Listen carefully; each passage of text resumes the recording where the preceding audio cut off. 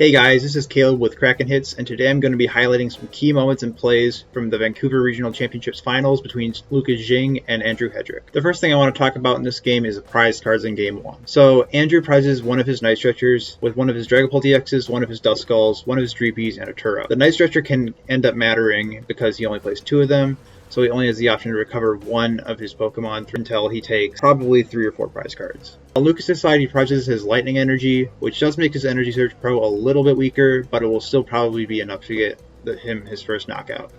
So nothing too important on Lucas's side. Andrew the Night Stretcher can end up mattering. Alright, so the first thing I want to highlight this game is on Andrew's turn 1 in Game 1. So Lucas did not do much on his first turn. He just used his Pokestop here. He put down his second Gimme Ghoul that he got off the Pokestop with a Night Stretcher, and then he passes. So Andrew starts the game with Lance, and then he price checks for a bit, and ends up getting 2 Dreepies and a Dracloak. He already has a Dracloak in hand, so this just seems pretty good. He's going to have 2 Dracloaks for sure next turn. But notably, his hand does not have a way to find him Budew. Budew is a very good thing to do here, since Lucas didn't really do much on his turn, so if you use Budew, he's probably not going to be able to do much on his next turn. You see he ends up using the Pokestop there to find the way to get the Budew out.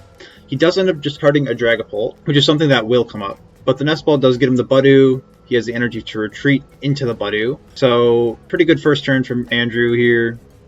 Yeah. Did what he wanted to and really stifles Lucas' setup. Alright, so now we're into Andrew's next turn.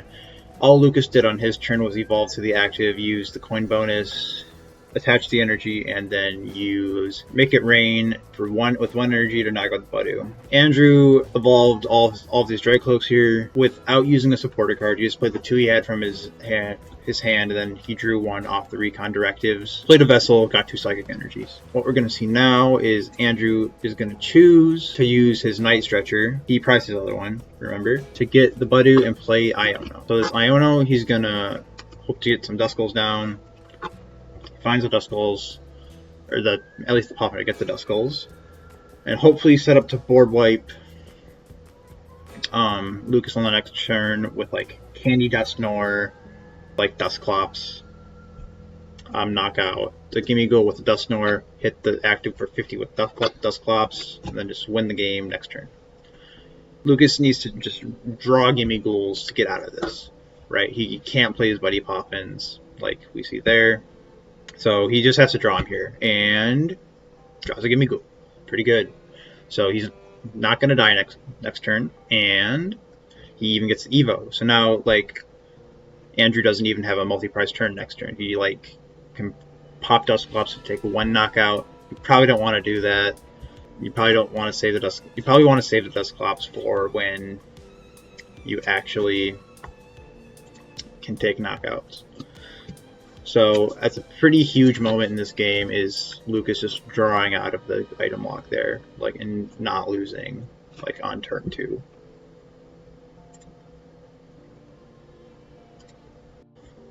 Alright, so here we are on Andrew's next turn. He's used Arven as a supporter for turn to get the Ultra Ball and the Sparkling Crystal. He's used all his Recon directives before he uses Arven, just to get the most information possible before you play your search cards. And he's gonna set up his Dragapult here. Now it's important to note, this will be his only Dragapult until he draws either his Dragapult or his Night Stretcher off the prize cards, because he milled one of his Dragapults off Pokestop on turn 1, and he used a Night Stretcher to get this Budew back to use it again the turn he set up all of his Dracloaks here. Item locking Lucas probably isn't going to be effective for much longer here, because you're not doing any damage to the Gholdengo. So Andrew's just going to go in with Phantom Dive here. I'm going to pause.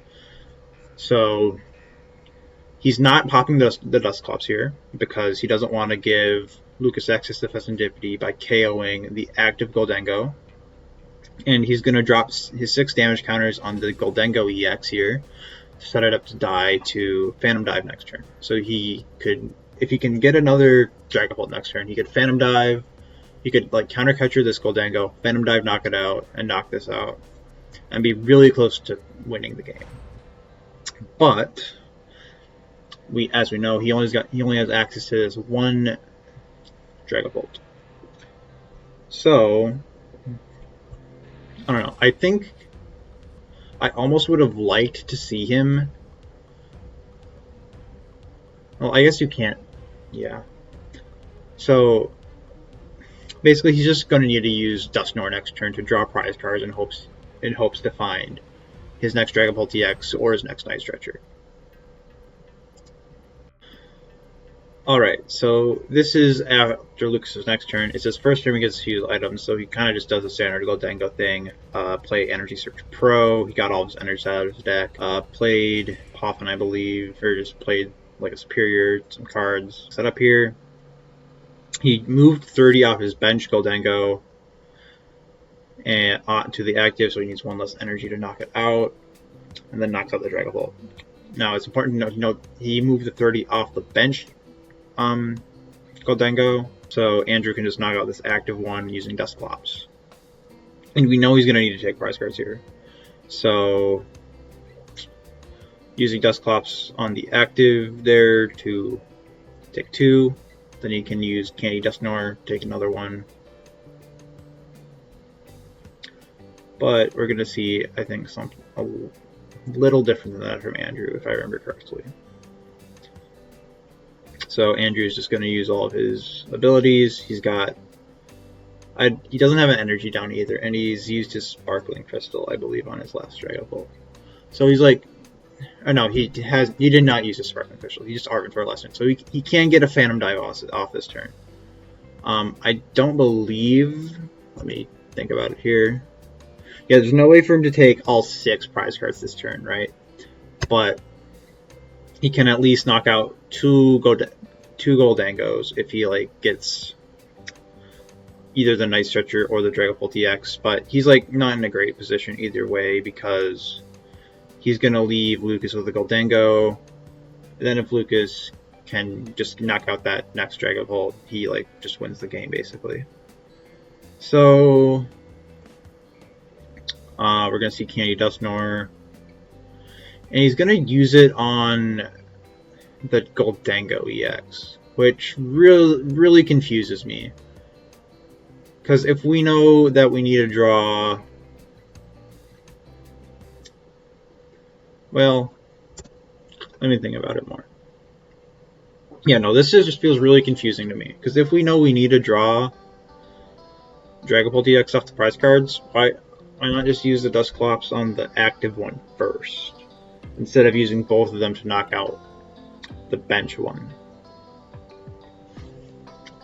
Could have even drawn 3 prize cards by knocking out Monkey Dory. So we see he missed the Dragapult piece off the double Dusknoir.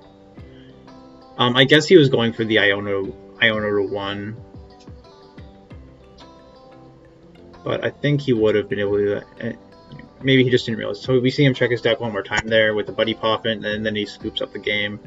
So that's game 1 to Lucas Jing. So looking at prize cards here going into game 2. On Lucas's side, we got a 1/1 Goldengo EX. That's okay, it's not terrible. On Andrew's side though, we got 2 Duskulls and Radiant Alakazam, as well as Dusclops. So that's really gonna hinder Andrew's ability to make big multi-prize turns next game without setting up. Yeah, only having access to 1 Duskull for the entirety of this game, basically, because we know the Duskulls are at the top, probably gonna make it pretty hard for him to set up the big 6 prize turn. Alright, and then if we're looking at the start here, we can see that Andrew started Luminion V, which is probably the worst start in the deck. You can argue Radiant Alakazam is worse, just because it's a lot harder to get into Buddy if you start that, but Luminion's pretty terrible.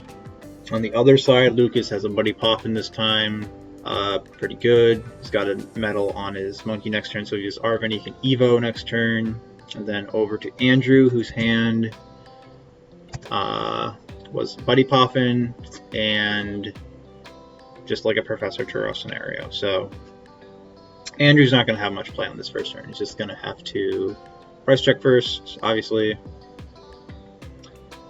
On his Buddy Poffin, ends up grabbing Dreepy Budu.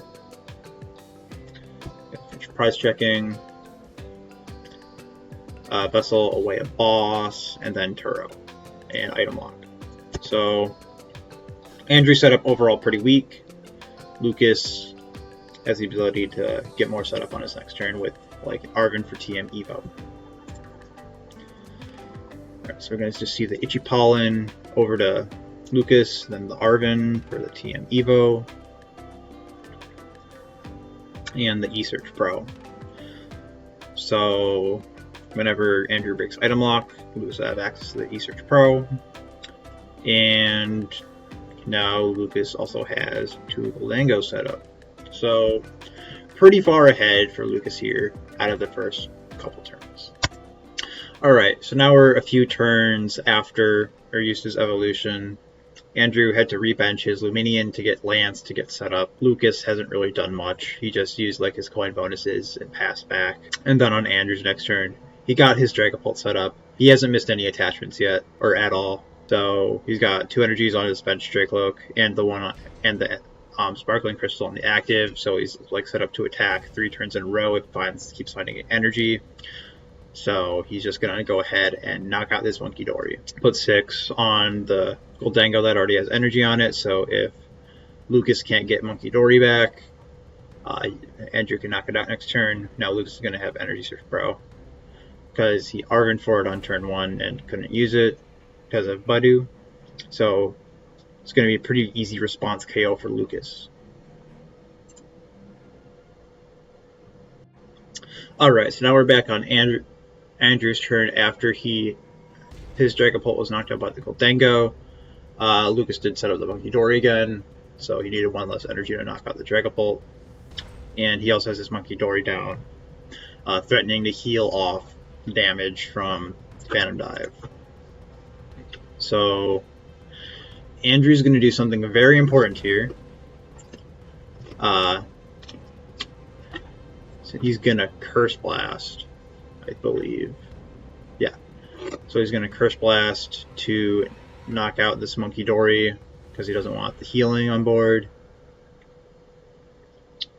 And he's also just still looking for his other Duskulls. And this Ultra Ball is going to get the Dragapult back, I believe. No, you got both Shifters in hand. So this Force Heal Stone is going to Iono Lucas.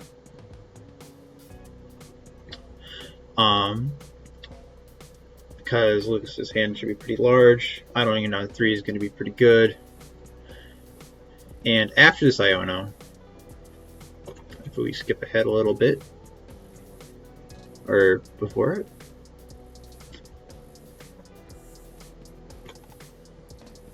yeah, we're going to see Andrew play the Counter Catcher onto the Goldango that has no energy. This is important because it's going to force Lucas to attach another energy to this Goldango, which prevents him from setting Monkey Dory back up.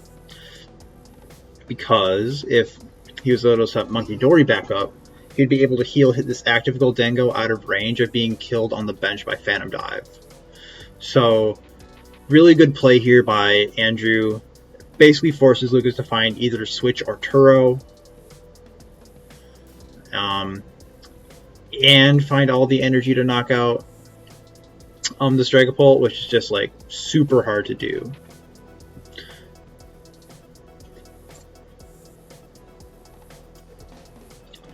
Alright, so here we are a little bit deeper into Lucas's turn. We're going to see him use Cypher Maniac here, and he's not going to be able to get the Switch card.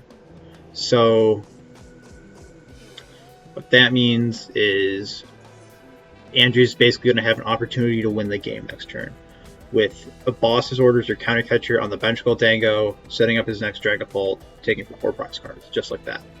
Just because he was able to play the Counter Catcher this turn to prevent Andrew or Lucas from setting up Monkey Dory again. So yeah, I believe Lucas had to use the Cypher Maniac there to get the Earthen Vessel.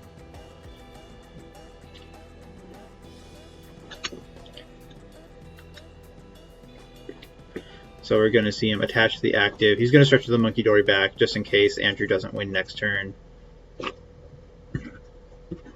And take the big knockout on the Dragapult.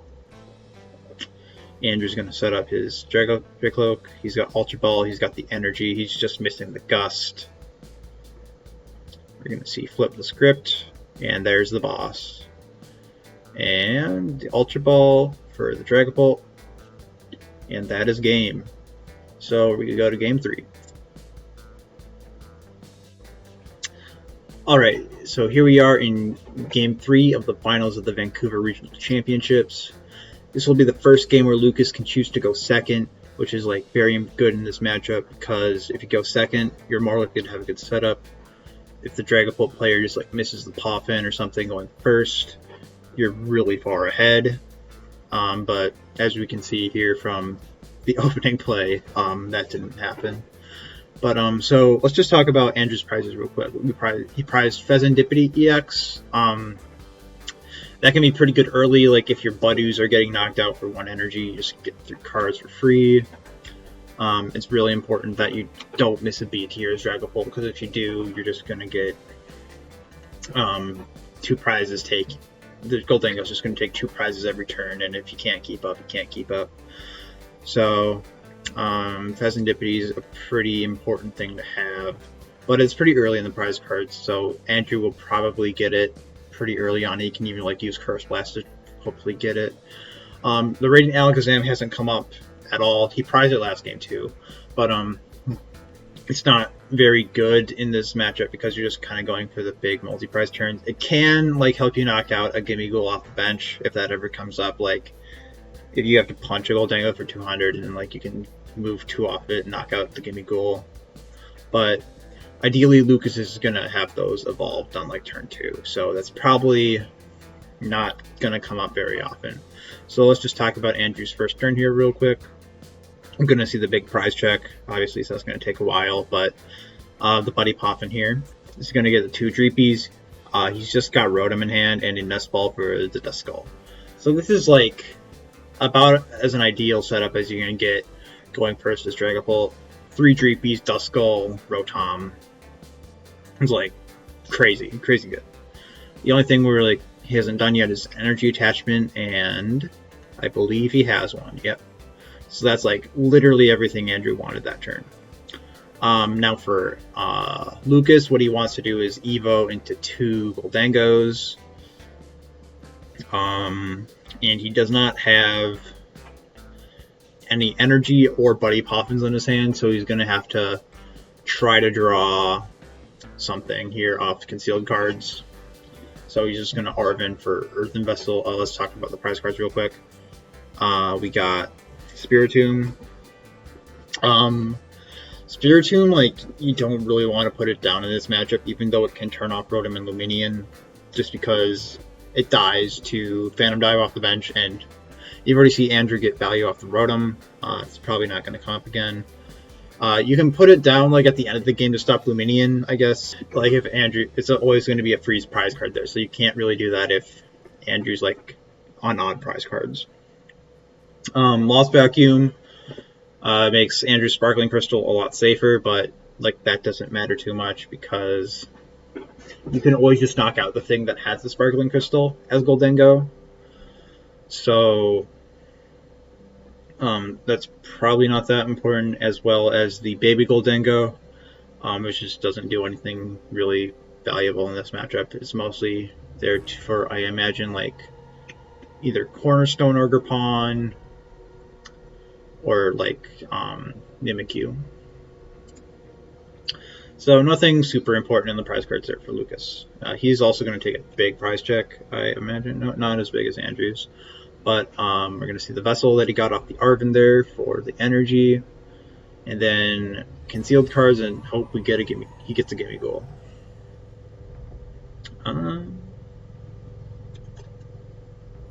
there's the concealed cards, and he draws the Gimmighoul, attaching water and the Evo, and then he's Evos into the 2 Gimmighouls.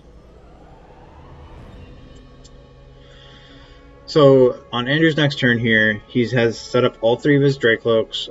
He didn't use any supported card to get those, so he just Recon Directived into the next Dracloak. Then he chooses to bench his second Duskull here instead of benching Budu and going for Itchy Pollen. So by doing this, Andrew's like setting up a scenario where he can Iono Lucas to 1 if Lucas knocks out this Dracloak and doesn't get like Boss, Knockout, on the Rotom, which is like pretty tough for Lucas to do. Especially because we saw him like have to play Arven for like Earthen Vessel last turn, so he knows Lucas doesn't have any energy in his hand, or at least doesn't have like more than one energy in his hand.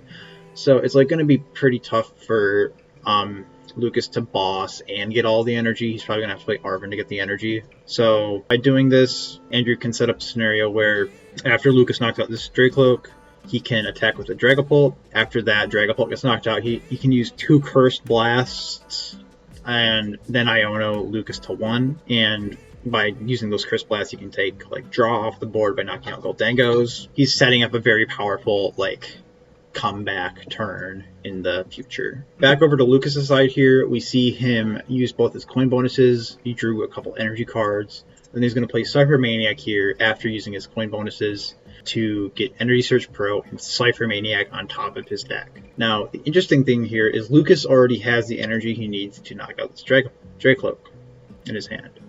So, that Cypher Maniac, those cards he Cypher Maniac are just going to sit there for his next turn in case he gets Iono'd, or if even if he doesn't, he can just like coin bonus into those cards. So now we're going to go over to Andrew's next turn. He's going to send up the Dracloak, and we see he's got the counter catcher Iono play he had last game, where he counter catchers the Goldango that doesn't have energy cards to try to stop Lucas from setting up Monkey Dory. I believe that's the play we're going to see come out here from Andrew. After he gets Candy Dusknoir 2 off of that. That's pretty good. And he's going to debate playing this counter catcher, or like I'm assuming like Curse Blast knocking out that guy that has energy. If he Curse Blast knocked out the guy that had energy, that would also stop Lucas from using Monkey Dory, but that's a big commitment of resources, so he's just going to choose to play the Iono, and that's going to really pay off, or that's really going to pay off for Lucas's Cypher Maniac last turn. So Lucas draws 2 cards he's going to need to knock out this Dragapult next turn, and yeah.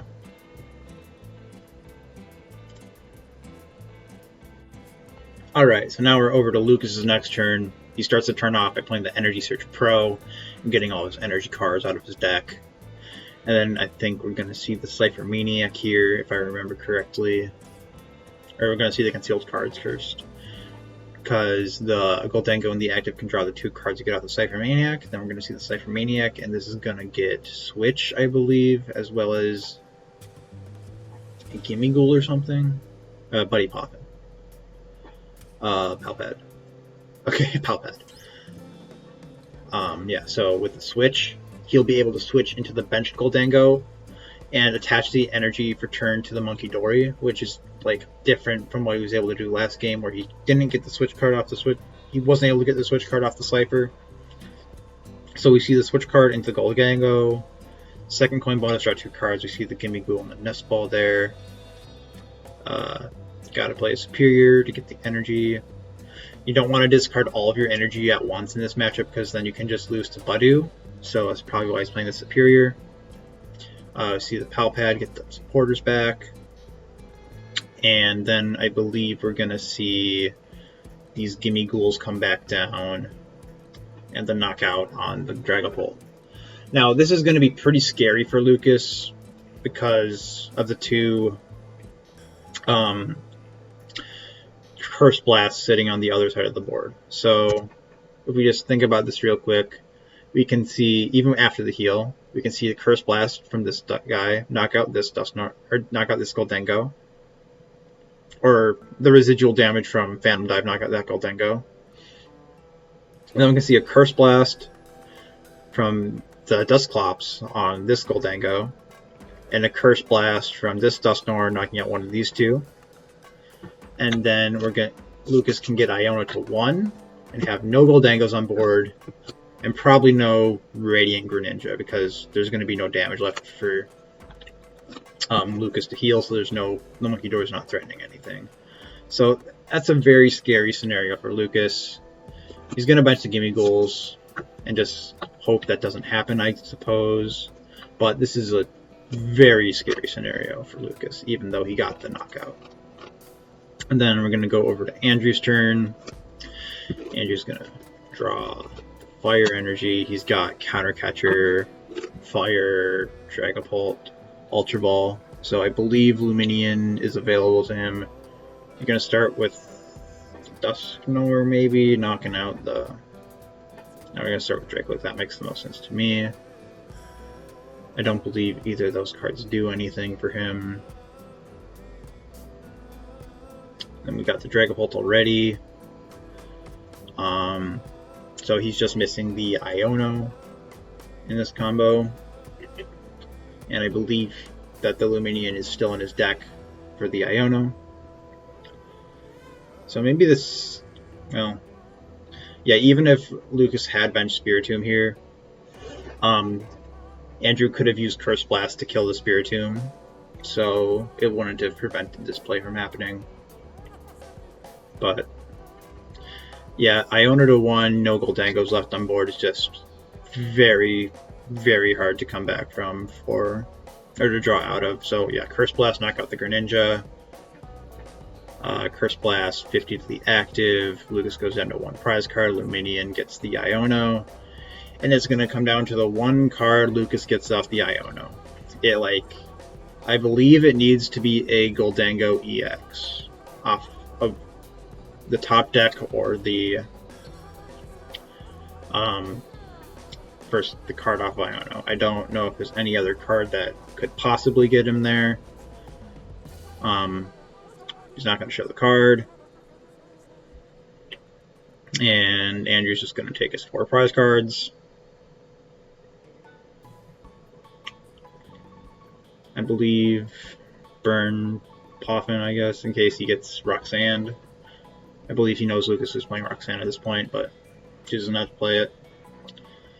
I guess Roxanne's the other card you can draw. You can either draw Goldango or Roxanne, but as we see there, complete miss.